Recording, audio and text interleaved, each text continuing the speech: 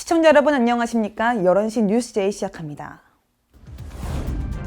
전두환 전 대통령이 향년 90세로 별세했습니다. 종합부동산세를 둘러싼 혼란과 갈등이 계속되고 있습니다. 송파구가 아동학대 예방의 날을 맞아 캠페인을 추진합니다. 광주시가 광주형 공공주택 공급을 확대합니다. 새 평창 로타리클럽이 평창장학회 장학금 100만 원을 기탁했습니다. 노태우 전 대통령이 사망한 지 29일 만에 전두환 전 대통령도 별세해 정치권의 반응이 엇갈리고 있습니다. 지난 23일 전두환 전 대통령이 향년 90세로 별세했습니다. 12.12 쿠데타와 5.18 광주민주화운동 유혈진압의 당사자로 우리 현대사에서 가장 논란이 컸던 인물인데요. 여야 대선 주자 등 정치권은 싸늘한 반응을 보였습니다. 노태우 전 대통령이 별세한 지 29일 만인 지난 23일, 전두환 씨가 향년 90세의 나이로 별세했습니다. 유족에 따르면 전두환 씨는 당일 오전 8시 40분경 서울 연희동에 위치한 자택 화장실에서 쓰러진 채로 발견돼 경찰과 소방서에 신고됐으며 9시 12분 숨진 사실이 확인됐습니다. 전 씨가 마지막으로 모습을 보인 건 지난 8월 9일입니다. 5.18 광주 민주항쟁 당시 헬기 사격을 부정하며 고 조비오 신부의 명예를 훼손한 혐의 재판에 항소심을 위해 광주로 향했을 때 모습이 마지막입니다. 전 씨가 별세한 날 민전기 전 공보비서관은 유족을 대신해 기자회견을 갖고 2017년 발간한 회고록에 유서를 남겼다며 사실상 회고록이 유서라고 밝혔습니다. 그 회고록 643페이지 거기에서 3페이지에 걸쳐서 있는 그 글을 마치며라는 그것이 유서입니다. 그 유언은 북녘 땅에 내려다 보이는 전방 고지에 그냥 백골로 남아있고 싶다 그러셨는데, 해당 회고록을 살펴보면 내 생이 끝난다면 북녘 땅이 바라다 보이는 전방의 어느 고지에 백골로라도 남아있으면서 기어이 통일의 그날을 맞고 싶다라고 나와 있습니다. 전두환 씨는 전 대통령이었지만 전 씨의 국립묘지 안장은 법적으로 불가능한 상황입니다. 국가유공자 등 예우 및 지원에 관한 법률에 따르면 형법 제87조에서 90조까지의 죄를 범한 사람은 국립묘지 안장 대상에서 제외하고 있습니다. 전 씨의 별세 소식에 여야의 대선 후보들의 입장도 확인할 수 있었습니다. 이날 전두환 씨 옹호 발언으로 곤혹을 치렀던 윤석열 대선 후보는 전 씨의 사망에 대해 삼가 조의를 표하고 유족에게 위로의 말씀을 드린다고 말하며 이후 조문 계획에 대해 묻는 기자에게 조문의 의사를 밝혔습니다. 준비 일정을 좀 봐가지고 전직 대통령이시니까 가야 되지 않겠나 이렇게 생각하고 있습니다. 네. 하지만 발언 이후 채 2시간이 지나기 전 윤석열 후보는 조문을 가지 않기로 했다고 입장을 번복했습니다. 한편 이재명 대선 후보는 선대위 첫 대선 공약 발표 이후 기자들과 만난 자리에서 전 씨의 별세에 대한 입장에 대해 조문은 생각하지 않고 있다고 답했습니다. 전두환 씨라고 하는 게 맞겠죠. 대통령 예우는 박탈당했으니까요. 최하 수백 명의 사람을 살상했던 자신의 사적 욕망을 위해서 국가 권력을 찬탈했던 이 결코 용서받을 수 없는 범죄에 대해서 마지막 순간까지도 국민께 반성하고 사과하지 않았습니다. 현재 상태로는 아직 좀 생각을 하지 않고 있습니다. 전 씨의 별세로 5월 단체와 광주 지역 시민사회단체는 책임을 묻지 못한 것에 대해 아쉬운 마음을 감추지 못하고 있습니다. 또한 전두환 씨가 사망한 날 5.18 총상부상자 이광영 씨도 숨진 채 발견됐습니다. 이 씨는 평생 총상후유증에 시달리다 68세의 나이로 스스로 세상을 떠났습니다. 이광영 씨는 그토록 기다리던 전두환 씨의 사과를 듣지 못한 채 전 씨의 사망을 불과 몇 시간 앞두고 세상을 떠났습니다. 이광영 씨의 사망 사실이 알려지자 이재명 후보는 빈소를 찾았고 역사와 진실의 법정에는 시효가 없다며 철저히 진상규명하겠다고 전했습니다. 종합부동산세를 둘러싼 혼란과 갈등이 계속되고 있습니다. 종부세 폭탄이라는 공격에 대해 정부와 여당이 해명에 나서고 있습니다. 지난 22일 종합부동산세 고지서가 일괄 발송된 가운데 94만 명이 5조 7천억 원을 내게 된 종부세를 놓고 폭탄 논란이 불거졌습니다. 국민의힘은 이번 종부세를 놓고 징벌적 세금 쓰남이라며 맹공에 나섰습니다. 허은하 수석 대변인은 논평을 통해 종부세 인상이 세입자에 전가되는 풍선 효과가 나오고 그 피해가 고스란히 중산층과 서민에 돌아갈 것이라고 평가했습니다. 더불어민주당은 야당과 일부 언론이 전방위 공세 중인 가운데 진화에 나섰습니다. 실제 종부세 고지서를 수령할 국민은 극소수이며 세금 부담도 중형차 자동차세보다는 낮다는 점이 민주당의 입장입니다.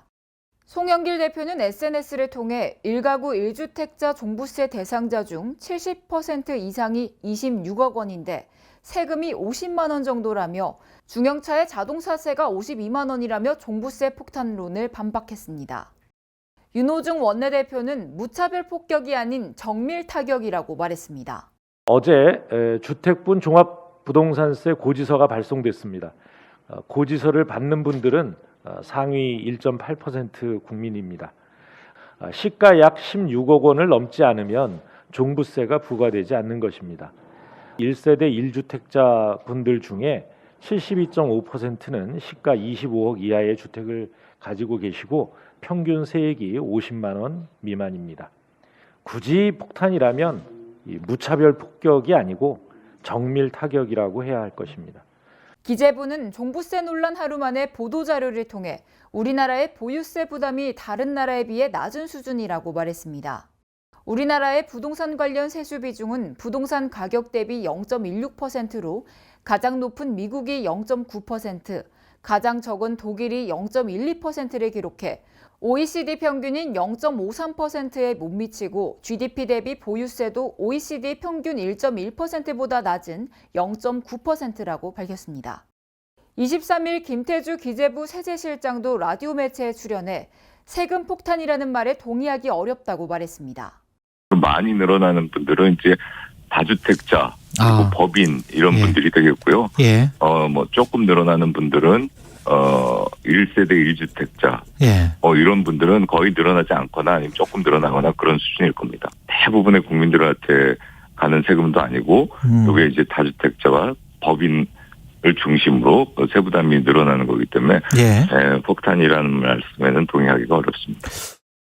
부동산세에 이어 양도세 폭탄이라는 이야기가 나오고 있는 가운데 여야의 대립과 국민적 반발은 계속될 전망입니다.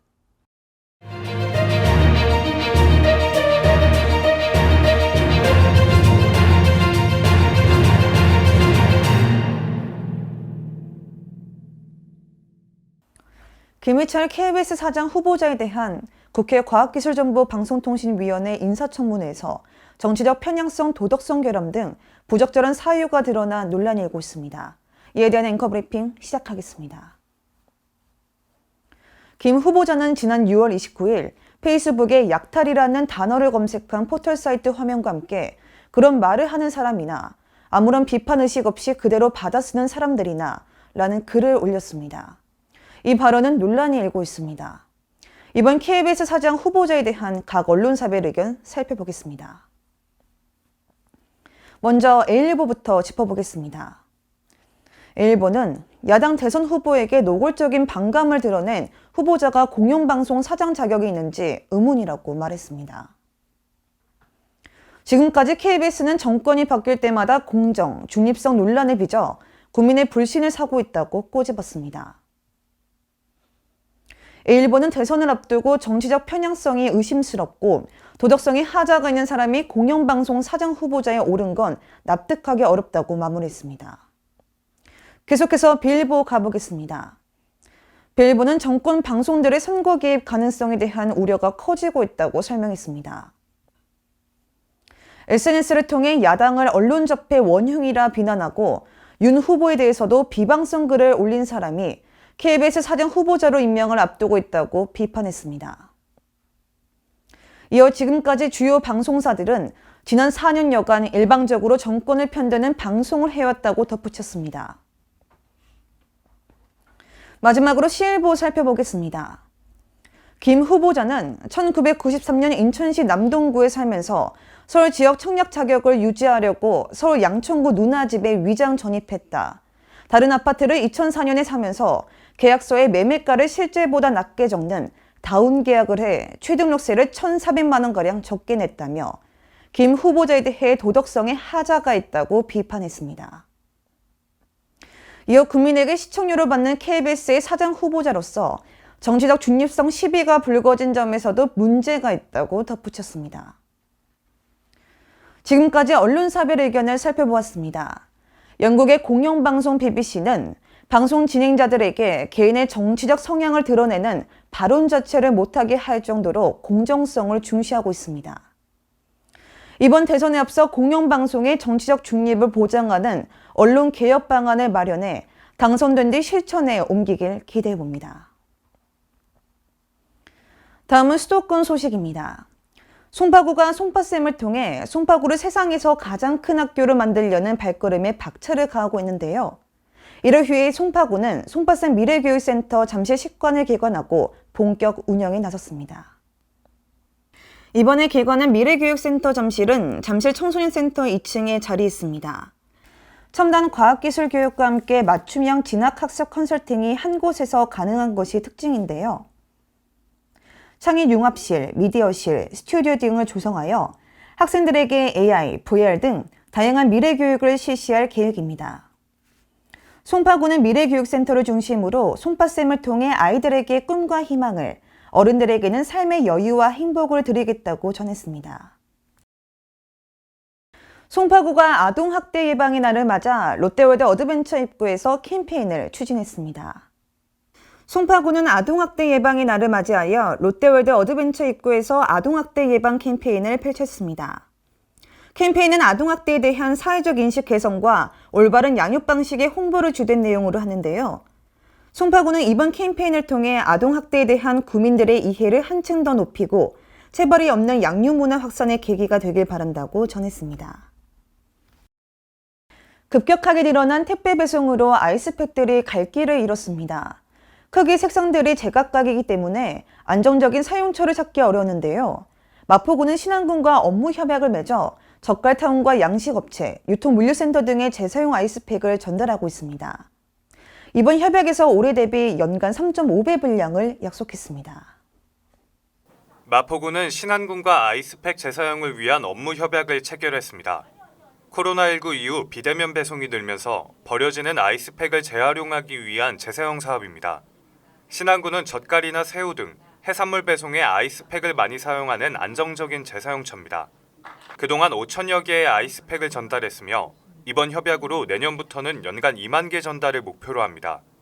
마포구는 신안군 외에도 관내 전통시장, 대형마트, 자매 결연도시 등 총 17곳의 수요청에 세척, 소독을 완료한 아이스팩을 전달하고 있습니다. 의왕시는 아동학대 예방의 날과 UN 아동권리협약 비준일이 있는 한 주를 의왕시 아동권리 주간으로 정하고 아동 권리 증진과 아동 체벌 인식 개선 등을 위해 다양한 행사를 개최합니다. 의왕시 아동권리 주간 행사는 시가 아동 친화 도시 조성을 추진하면서 올해로 2번째 개최하는 것으로 아동 청소년은 물론 시민 모두가 아동 권리의 중요성을 인식하는 계기가 되길 바라며 이번 행사를 마련했습니다. 레솔리파크에서 아동학대 예방 캠페인 및 아동 놀권리 그림 공모전 수상작 전시, 아동권리 OX 퀴즈 등을 개최한 것으로 시작으로 진행된 이번 행사는 온라인 아동권리 골든벨 등이 개최됩니다. 이 외에도 의왕시 아동권리 옹호관으로 위촉되고 있는 사단법인 두루의 마하널 변호사와 고천중학교 학생들이 함께 아동의 인권에 대해서 대화하며 알아보는 아동권리 옹호관과의 대화 시간도 마련되어 있습니다. 김상동 시장은 아동의 권리와 아동학대에 관한 인식을 개선시켜 아동이 존중받고 행복한 도시를 만들기 위해 아동 권리 주간 행사를 개최하고 있다며 앞으로도 아동이 자신의 꿈을 마음껏 펼칠 수 있는 환경을 만들어 아동과 시민 모두가 행복한 아동 친화 도시가 조성되는 데 최선을 다하겠다고 말했습니다. 기재부 사업계획 적정성 검토를 통과하고 순조롭게 진행되고 있는 사업이죠. 대전의료원 설립의 올바른 방향성을 위해 전문가들이 한자리에 모였습니다. 대전시가 공공보건의료 전문가와 관계자가 참여한 가운데 지방의료원 미래 어떻게 준비할 것인가를 주제로 대전의료원 설립을 위한 심포지엄을 개최했습니다. 이번 심포지엄은 신종 감염병 확산 등 급변하는 보건의료 환경에 능동적으로 대응하기 위한 지방의료원 발전 방안, 지방의료원 스마트 병원 도입에 대한 전문가 의견을 공유하는 시간으로 진행됐습니다.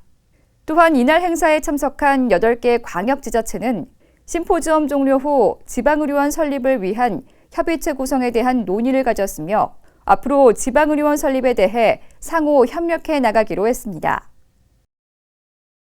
민선 7기 약속 사업인 돌봄 문화 확산을 위해 대전시가 지역의 13개 관계기관과 맞춤형 통합 돌봄 지원에 나섭니다. 대전시가 대전사회복지공동모금회, 충남대학교 병원 등 13개 관계기관과 온통대전 온정나눔 플랫폼 연계 지역사회 통합 돌봄 사업 지원을 위한 업무 협약을 체결했습니다. 온정나눔 플랫폼 연계 지역사회 통합 돌봄 사업은 지역 내 병원에서 태어난 돌봄이 필요한 독거 저소득 노인, 장애인 등을 대상으로 주거 환경 개선, 요양 돌봄, 맞춤형 영양급식 지원 등을 제공하는 사업입니다. 이에 대전시는 사업 총괄과 행정적 지원을 담당하고 협약 참여기관들은 돌봄 대상자 통합 돌봄 업무 수행, 홍보 역할을 수행할 계획입니다. 또한 사업비는 온통대전 온정나눔 기부금과 후원단체의 사회복지공동모금회 지정기탁금으로 운영할 예정입니다. 광주시가 무주택 서민들이 각자의 여건을 맞는 주택을 선택할 수 있도록 광주형 공공주택 공급을 확대합니다. 광주시는 지난해 11월 발표한 광주형 평생주택 공급계획에 따라 일반 분양아파트 수준의 부대시설을 갖춘 장기 공공임대주택을 상무 소각장 인근에 460가구 규모로 2022년 착공할 예정입니다. 이와 함께 첨단 3지구에 2026년까지 약 2,300호 건립을 추진하고 산정지구와 KTX 선도지구 등으로 사업을 확장해 2030년까지 18,000호를 공급할 계획입니다. 수준 높은 공공주택 공급을 통해서 청년과 신혼부부, 서민들이 내 집 마련 걱정 없이 살 수 있도록 노력하겠습니다. 더불어 집값의 10%만 내고 10년간 거주한 후 분양받을 수 있는 누구나 집도 남구 에너지밸리에 750세대를 마련할 방침입니다. 광주시가 전방 일신방직 부지를 역사와 문화가 공존하는 전략적 중심 상업지로 개발합니다. 광주시는 전방 일신방직 부지 개발 관련 설명회를 개최하고 임동 주민 시민단체 행정 등이 참여하는 전문가 합동 TFA에서 마련한 도시계획 변경 기본 방향을 발표했습니다. 광주시는 해방 이전 시설물을 그대로 보존하고 기타 건축물은 중요도에 따라 보존 여부와 방식을 논의할 계획이며 호텔과 도서관 등 복합 문화시설을 도입해 도시 경쟁력 제고를 위한 중심 상업지로 조성하겠다고 밝혔습니다. 전방 일신방직 부지는 역사성을 가지고 있는 동시에 도시 발전을 위해서도 중요한 곳인 만큼 우리 시는 지난 1년 동안 공들여서 개발 기본 방향을 마련했습니다. 광주시는 토지 소유업체가 기본 방향을 반영해 세부 개발 계획서를 제출하면 구체적인 개발 계획을 확정할 예정입니다. 다음은 강원도 소식입니다. 새평창 로터리클럽은 최근 평창군청에 방문해 지역인재 양성을 위해 써달라며 평창장학회 장학금 100만 원을 기탁했습니다. 새평창 로터리클럽은 평창군의 발전과 우리의 미래인 학생들이 희망을 품고 자신의 꿈을 펼쳐나가는 데 도움이 되고 싶어 장학금을 기탁하게 됐다고 전했습니다. 한편 새평창 로터리클럽은 사회 봉사활동을 통해 지역 발전을 위해 많은 공헌을 하고 있으며 지역 인재 육성에도 큰 관심을 가지고 동참하는 등 지역 사랑을 몸소 실천하고 있다고 했습니다. 횡성군은 횡성추격 주간으로 횡성추격 TMR 공장에서 횡성추격 퇴비 유통 전문 조직 발대식을 개최했습니다. 퇴비 유통 전문 조직은 축산농가의 축산의 깔집 및 퇴비사의 퇴비를 월 1회 이상 주기적으로 관리하고 농업기술센터에서 시비처방서를 발급받아 부숙된 퇴비를 농경지 및 초지에 살포하는 전문 조직입니다. 횡성군 최초로 시행하며 횡성축협에서 운영을 맡는데요. 군은 올해 3월 25일부터 본격 시행된 축산 농가의 퇴비 부숙도 의무 검사에 대응하고 부숙된 퇴비의 농경지 환원을 촉진하기 위해 이번 사업을 지원했습니다. 횡성군이 군수집무실에서 2021 세계 볼링 선수권 대회 여자 3인조전에서 우승을 차지한 양수진 선수에게 금메달 포상금을 전달했습니다. 횡성군청 양수진 선수를 비롯해 가윤미, 백승자, 전예란으로 구성된 한국 여자 대표팀은 11월 15일 아랍에미리트 두바이에서 열린 2021 세계선수권대회 여자 3인조 결승전에서 과테말라를 2대 0으로 제압하고 우승을 차지했습니다. 우승을 차지한 양 선수에게는 금메달 포상금 500만 원과 금메달 우수선수 지원금 100만 원, 지도자인 김희순 감독에게도 500만 원의 금메달 지도자 포상금이 수여됐습니다. 충청도 소식입니다. 충북도가 지난 2010년부터 현재까지 100조 원이 넘는 투자 유치를 달성했습니다.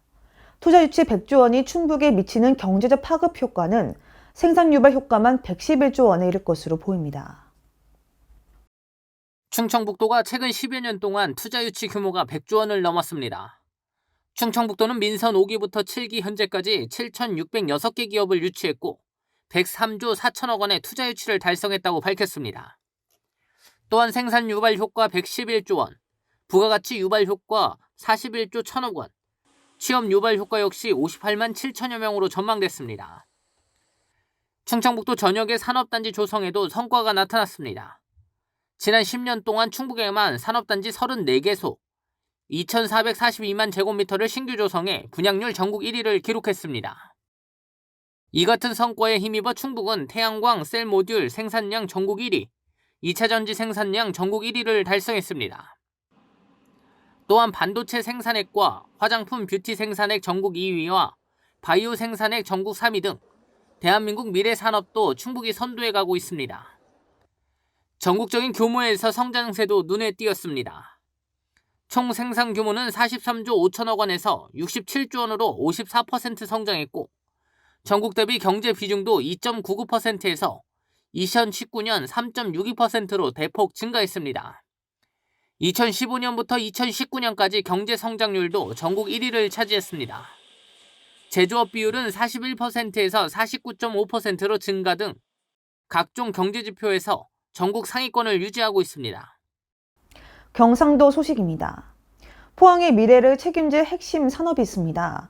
바로 꿈의 신소재라고 불리는 그래핀 산업인데요. 시는 그래핀 관련 기업의 투자 유치를 위해 발빠르게 움직이며 그래핀 산업의 퍼스트 무버로서의 걸음을 내딛고 있습니다. 포항시는 경상북도와 함께 고품질 그래핀 생산 기업인 그래핀 스퀘어, 그래핀 활용기업 글로텍과 투자 양해각서를 체결했습니다. 그래핀 스퀘어는 대면적 그래핀을 신문으로 찍어내듯 연속 생산하는 방식인 롤투롤 연속 합성법을 세계 최초로 개발 상용화한 바 있습니다. 또 반도체 노광전비에 쓰이는 극자외선용 펠리클 소재와 2차 전지 배터리 집전체 및 전극제에 그래핀을 적용해 충전용량과 속도를 높이는 기술 등도 개발하고 있습니다. 이에 그래핀 스퀘어는 2025년까지 250억 원을 투자해 포항 블루밸리 국가산업단지의 그래핀 생산 공장을 구축하고 가전제품을 제조하는 대기업과 글로벌 전기자동차 업체에 그래핀 필름을 납품할 예정입니다. 이와 함께 TV용 초방막 복합광학 시트 생산기업 글로텍은 이번 투자 양해각서 체결로 블루밸리 국가산업단지에 250억 원을 투자하고 그래핀 이용 투명 방열 필름 등 다양한 차세대 제품을 생산할 계획입니다. 포항시는 이번 투자로 양질의 일자리가 다수 창출될 것으로 기대하고 있습니다. 포항시는 앞으로 포항 블루밸리 국가산업단지에 그래핀 수요 기업을 유치하고 관련 기업체 육성 지원을 위한 국제표준평가센터를 구축해 그래핀 밸류체인 형성 및 포항 그래핀밸리 조성에 박차를 가할 계획입니다. 포항 환호공원 내 새로운 체험형 조형물이 탄생했습니다. 마치 우주 공간을 유영하는 듯한 즐거움을 선사하는 스페이스워크인데요. 시민들의 사랑을 받으며 포항은 물론 대한민국을 대표하는 랜드마크로 자리매김하기를 기대합니다. 포항시와 포스코는 국내 최대 규모의 체험형 조형물 스페이스워크를 완공하고 제막식을 가졌습니다. 2019년 포항시는 포스코와 환호공원 명소와 MOU를 맺은 바 있으며 이에 포스코는 대형 곡선형 조형물을 건립해 포항시에 기부합니다. 스페이스워크는 총 333m 길이의 철 구조물 트랙을 따라 걸으며 환호공원과 포항제철소, 영일만 등 주변 풍광을 한눈에 조망할 수 있도록 설계된 국내 최초 최대 규모의 체험형 조형물입니다.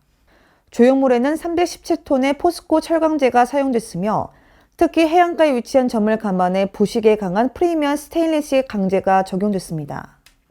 또 안전을 최우선으로 설계해 법정 기준 이상의 풍속과 진도 6.5 지진에도 견딜 수 있도록 했으며 동시 수용 관람 인원을 제한해 인원 초과 시 출입 차단 장치가 자동 작동합니다. 포항시는 새로운 형태의 공공미술 작품으로 탄생한 스페이스워크가 포항 해양관광 활성화에 크게 기여할 것으로 기대하고 있습니다. 전라도 소식입니다. 여수 국가산단의 2023년까지 디지털 환경안전 통합관제센터가 들어서기 위해 업무 협약을 체결했습니다. 여수 국가산단 환경과 안전 구축을 위한 이번 협약으로 한국산업단지공단에서는 사업에 대한 종합적인 관리를 하게 됩니다.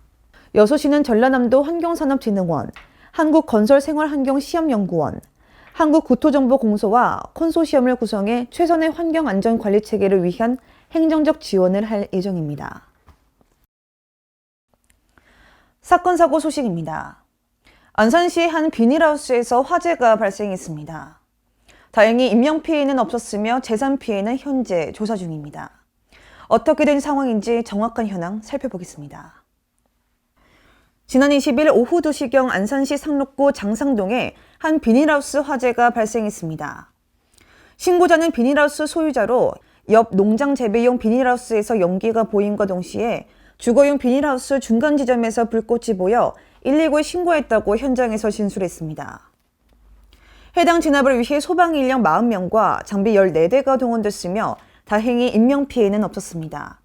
화재 원인과 재산 피해는 현재 조사 중입니다. 계속해서 다음 소식 이어가겠습니다. 지난 20일 안산시에서 차량 화재가 발생했습니다. 피해 현황을 조사한 바 트레일러 한 대 일부가 소실됐으며 부상자 1명이 발생했습니다. 자세한 내용 전해드리겠습니다. 지난 20일 안산시 상록구 장하동에서 차량 화재가 발생했습니다. 신고자는 운행 중 트레일러가 잘 나가지 않는 것 같아 정차한 후 확인해보니 조수석 방면 뒷바퀴에서 연기가 보여 물을 이용해 자체 진화를 하는 동시에 119에 신고했다고 현장에서 진술했습니다. 해당 진압을 위해 소방 인력 35명과 장비 13대가 동원됐습니다. 피해 현황을 조사한 바 트레일러 한 대 일부가 소실됐으며 부상자 1명이 발생했습니다. 마지막 사건 사고 소식 전해드리겠습니다. 의정부의 한 학원에서 화재가 발생했습니다. 해당 진압을 위해 소방 인력 45명과 장비 18대가 동원됐으며 다행히 인명피해는 없었습니다. 지난 19일 오전 11시경 의정부의 한 학원에서 화재가 발생했습니다. 화재 현장 감식한 바 점심시간에 전기난로를 끄지 않고 외출하여 전기난로의 복사열로 인해 책상 아랫부분이 착화미 발화되어 발생한 화재로 추정되고 있습니다. 정확한 화재 원인은 유관기관 합동감식을 통해 감식할 예정입니다. 해당 진압을 위해 소방인력 45명과 장비 18대가 동원됐으며 다행히 인명피해는 없었습니다.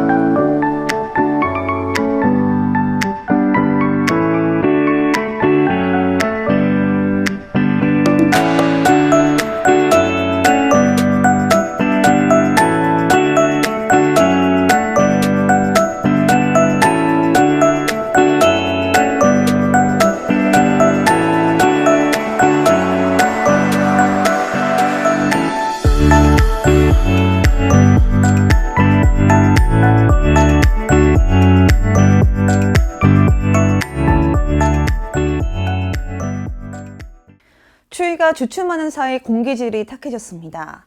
이번 주 비가 온 이후로 매서운 추위가 찾아올 전망입니다. 급격한 기온 변화가 예고된 만큼 건강관리 잘하셔야겠습니다. 이상 뉴스 마칩니다. 시청해주신 여러분 고맙습니다.